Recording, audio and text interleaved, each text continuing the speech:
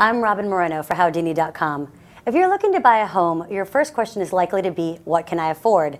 And given the horror stories we've all heard about subprime mortgages and predatory lenders, we all want to be extra careful when it comes to borrowing. Joining me to answer key questions for home buyers is Jerry Willis, who is CNN's personal finance editor and author of Home Rich, Increasing the Value of the Biggest Investment of Your Life.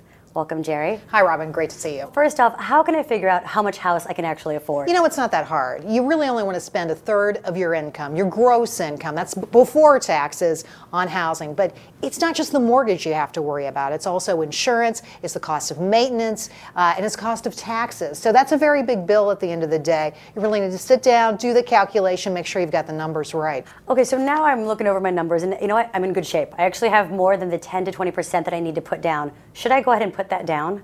Well, congratulations, first of all, on having the dough, because that's no small thing. But yeah, you should probably put down 20%, because this is really going to give you skin in the game. This means you're going to be able to afford this house. Lenders will take you seriously. They will give you the best terms, provided you have a good credit score. So I think it makes sense to put down 20%, but not more. Why would I not put down more than 20% if I actually have it?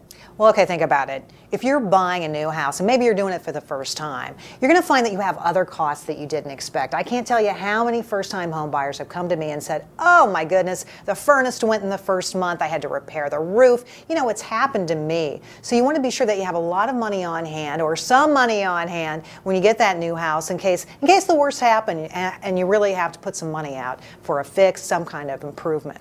Now I know what I can put down, what I can afford. What are some tips for accessing the housing market in my area? Well, it's pretty easy. You can really go online. That's the best way to get started, to figure out what is in your price range online, because all the major brokerage houses will have online websites, because most folks, particularly women, search on the web first. So now you'll get an idea of, you know, how far will my money go? What can I spend? What's affordable in the neighborhood I want to buy? We've all heard the mantra, location, location, location. So how do I figure out the best area that fits my price and my needs? Well, a lot of people already have one neighborhood in mind, but if you don't, and you're a little flexible on where you're going to look, you want to check out the basic services in an area.